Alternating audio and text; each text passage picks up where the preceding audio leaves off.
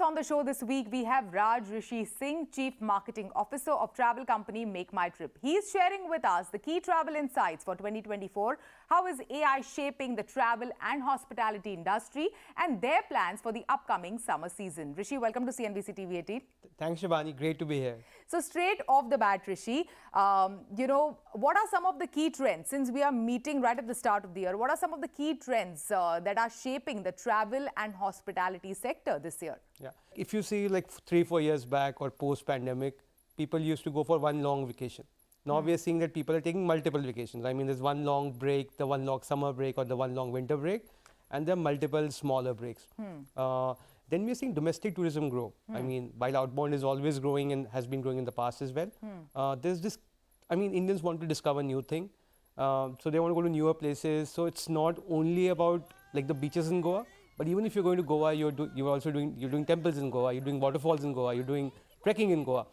So the Indian is in the mode of discover India, discover outside India, do new things, travel more, and travel to discover ourselves. I mean, so that's one big change. People think that travel also is input to yourself, and travel lets you meet newer people, do newer things, and in that you also develop yourself. Short haul, multiple short hauls, long weekends are coming up, staycations are coming up as big trends. Again, alternate accommodation. Indians now want to kind of stay closer to reality of that place, and hence homestays is a trend that we are seeing coming up in a big way. And because of the great road infrastructure India has built over the last 3 years, there's a lot of road travel as well. So people are driving to destinations around the city. And finally, the latest trend, I mean, we are seeing a lot of searches for spiritual destinations. So the Ayodhya launch has actually propelled the spiritual being within us, and people are also now searching for actually traveling to religious places. And keeping this in mind, I have seen over the past couple of years how MakeMyTrip as a platform also has transformed sort of into like a holistic travel destination, not just, for flight bookings or hotel reservations. You can book like an entire holiday at a go for different budgets and price brackets. Also, car rentals is something, that you offer. Cab rentals is something, hiring a cab is something that you offer as well. And homestays, which you mentioned yourself. How is that playing out for the brand? And overall, how do you see Indians interacting with the MakeMyTrip app and also the GoIbibo app, if you can add? What we are right now is like we're a platform where whatever you need to travel, those offerings are available. Also, we are offering both business and personal travel. So we build almost from scratch an entire business for corporates or business travelers like you to manage their travel online.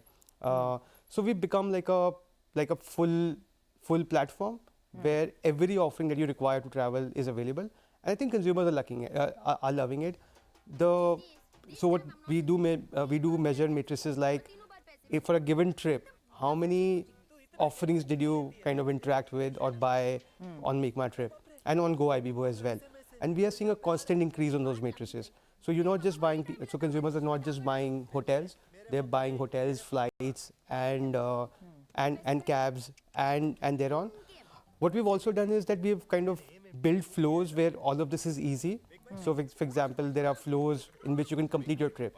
Because at times what also happens is that when you're traveling at very high frequency, there's a chance that you would have missed one leg of travel. If you're doing multi-city, maybe you have kind of done hotels in every city, but you missed one segment of transport. So our flows also intuitively tell you that, okay, complete your trip. So I think we are seeing really good adoption of being a trip, having a trip view versus just a transactional view. And also these new upcoming opportunities like homestays. Now, they are early trends, but they are like consumers are adopting to those trends very like in a very fast pace. So we're becoming the discovery platform for homestays in India. Okay. And again, we're building that business both from a demand point of view and a supply point of view. For example, for a homestay owner, it's very easy for him to list his property, give the content to us, and then we make the discovery quite easy for the consumer who's searching for a homestay. So if I have to list my property on MakeMyTrip, you have made the whole process, Very let's simple. say, very simple. Yes. Okay, another thing was that for the past year, which is from Jan 2023 to December 2023, you were in fact ranked on the YouGov Brand Improvers Chart Report #2 as one of the highest scorers in the indexes. MMT was #2. So these were some of the changes that helped you enable that. Anything else apart from this? Anything, other strategies that you applied to enable this? We kept it pretty much on first principles that reached the consumer out without irritating him. I mean, which basically means that reached out to him on the right channels and with great content, so that you don't feel bad that, okay, I was watching something else and I was shown a MakeMyTrip ad. You basically enjoy the ad. Either that or you speak to him contextually. Like one of the examples of that is the recent campaign we did with Big Boss. It was very contextual. We wanted to kind of tell the consumers that homestay is available on MakeMyTrip. The way we did it was we said, okay, Big Boss is available on MakeMyTrip, and you can actually stay in the Big Boss house if you use the MakeMyTrip app, which is very contextual. People don't mind that kind of advertisement. So by ensuring that we target the right channels, secondly that our content is watchable, people like to see what MakeMyTrip and GoIBO have to tell, the story that we have to tell, and finally doing contextual in culture stuff. I think all three have resulted in solid love, and we see it on other KPIs as well. Okay. That love for both our brands is going up, and this is just one of those good news. Yes, and also, this year, very interesting, lot of events and occasions all through the year. There is, of course, the IPL, there is elections which is happening this year, there is the World Cup, which is T20 World Cup, which is happening this year, Olympics is there, and then there is the festival season. So what are some of the occasions and opportunities, that you find interesting as the CMO of MakeMyTrip and GoIBO? Yeah. Cricket is always interesting to us because cricket remains like India's first passion. So we want to always use cricket as a platform. And also IPL kind of works out very well for us because IPL is, in some way, it's kind of in tune, in line with the travel season.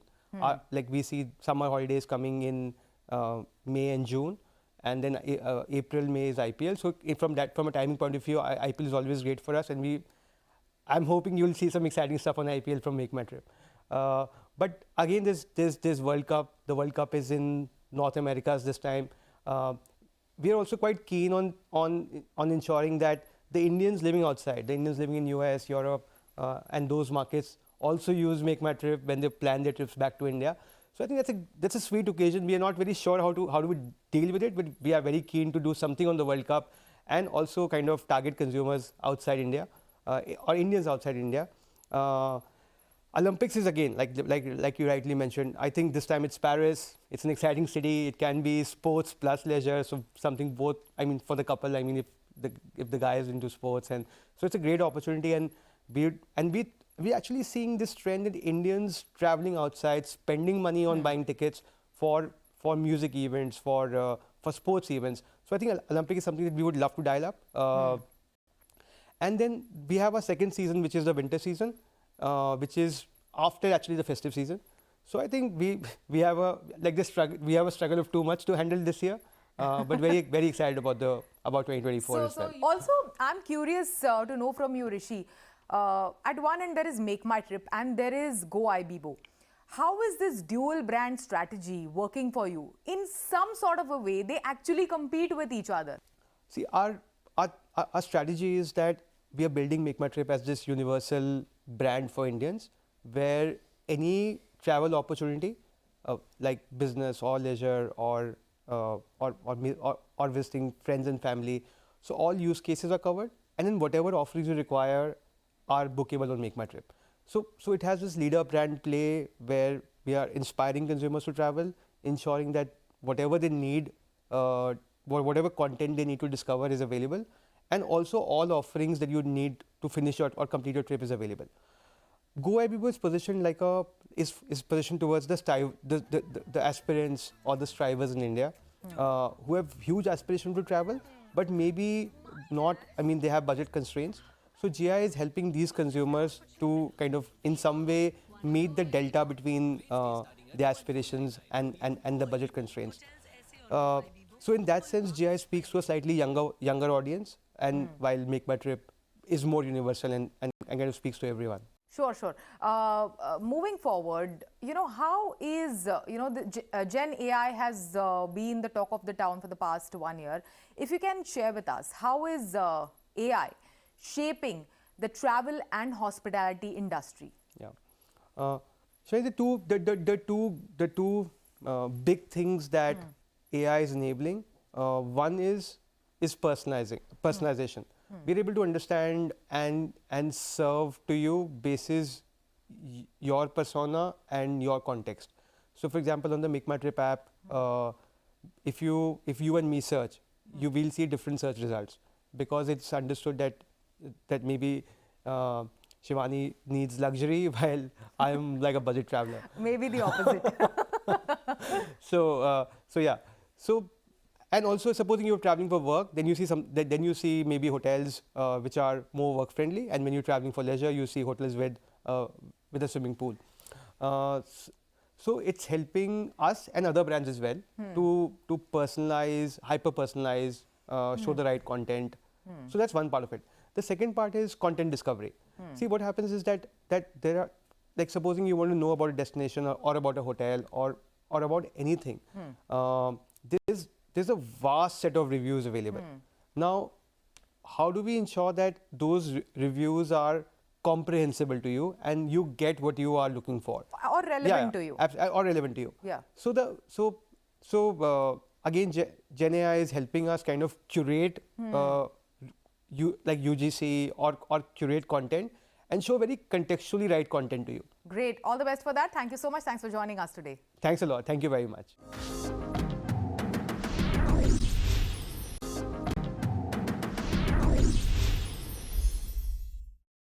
Welcome back. In a special chat, we are catching up with Saumya Rathor, category lead, potato chips, PepsiCo India. Lay's recently introduced their first heart-shaped potato pellet under Lay's Shapez, which is another Lay's sub-brand. We are speaking to her about this, also about their innovation and launch strategy, and how does she see chips market growing and consumption changing, and much more. Saumya, welcome to CNBC TV 18. Hi, Shibani. Lovely to be here. Looking forward to our conversation. Saumya, let's first straight dive into Lay's Shapez. It is a new sub-brand by Lay's under which you have introduced heart-shaped Lay's. Tell us more about it. I thought it was just an innovation around the Valentine's Day, but I believe you're taking it forward as well. Yeah, I think this is an innovation that we're incredibly excited about, Shibani. I feel that for a long time, Lay's has not really thought beyond the circle, right? So it's the first foray into a different shape, and that's why we've launched this platform called Lay's Shapez. And of course, I think one of the shapes that a lot of Indians really resonate with is the shape of the heart. And our endeavor really is to really push the envelope when it comes to disruption in the category. And that's why we thought, okay, let's go beyond the typical shapes that people think of when they think of Lay's. And of course, I think shape is one vector. But the other vector, which is equally important for us, are flavors. And we have two exciting flavors in it. One, of course, is masala, which is the main table stake from a India palette perspective. And the other one is one of my favorites. It's an incremental flavor bucket. And it's the first time that Lay's in India has launched that flavor, and it's caramel. So we're really excited about adding incrementality to the potato chips category. Yeah, and this time you really pushed the envelope because we have always known Lay's to make savory snacks. But this time around, as you said, you have introduced a sweet flavor to Lay's. How was that received? I think we've got a very positive, overwhelming response on the innovation. And so we're keeping our fingers crossed, and we really hope that Indians love it. But I do feel that Lay's is the OG chip. I like to call it like the king of potato chips. And we are the leaders in the category, right? We pretty much created a culture of snacking in India. And I think as the category leaders, it's really incumbent on us to continue to push the envelope and keep giving Indian consumers a lot of different flavors and, get them to experiment with their palates. And that's the reason why we said, okay, that, we should have a masala flavor, but add to it a exciting flavor which has never been done before from Lay's in India. And we're really hopeful that it takes off. Under shapes, it's not just the heart shape, but you will be introducing many other different shaped chips as well, if I'm not mistaken. Also, you can tell us what other shapes that you're looking at, and what SKUs will we see from this new subcategory? I think it's a very good question. I think from a shapes perspective, we have a lot of ideas in the hopper stage, and we are evaluating it. But in all honesty, Shibani, I think it's important for us to establish the first few shapes well, and then keep adding to the repertoire. So I will not be able to give away too much because that would be confidential, but we have a really exciting portfolio of shapes that's going to come up in the next few years in India. So I think the SKUs that we have will be the typical ones. We are looking at price points of 5, 10, and 20 because India as a market, if you look at the snacking industry, it's largely divided between these 3 price points. So the SKUs that we have would be at the 3 price points that I mentioned, as well as, while we're looking at exciting shapes in the portfolio, we have one which is hearts, which we've launched right now. And there's another one which is called crisp, which was there, in the market, but it's going to come within this portfolio and it's going to be repackaged and restaged along with this. If you look at chips as a category, chips is comfort food.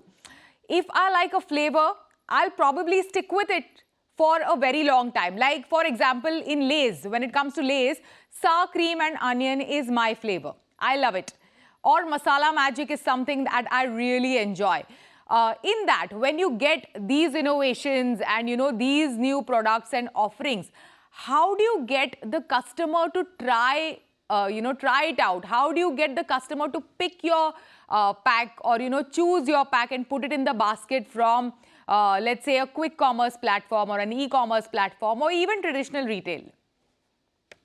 I think it's a very, thought-provoking question because I think being in the retail industry for so long, right, we constantly take a lot of things for granted. But I do want to say that our biggest, muscle of strength is our go-to-market team, right? They help us really ensure that we're doing sampling of our product. They ensure that, our product is available at the right place at the right time. And I think, what you said, that the category is a impulse category. And as a brand that operates in that category, we need to be always everywhere, right? And I have to, really call out my entire go-to-market team because they fundamentally help us show our brand in the best way at all those right touch points and all those right price points, right? Even our e-com team. So I think we have a very strong network from a distribution perspective, and that has happened over the years, right? We built every year from a strength to strength perspective when it comes to route expansion, when it comes to our racks, etc. So I think our go-to-market strategy is a huge triangle of advantage that we have.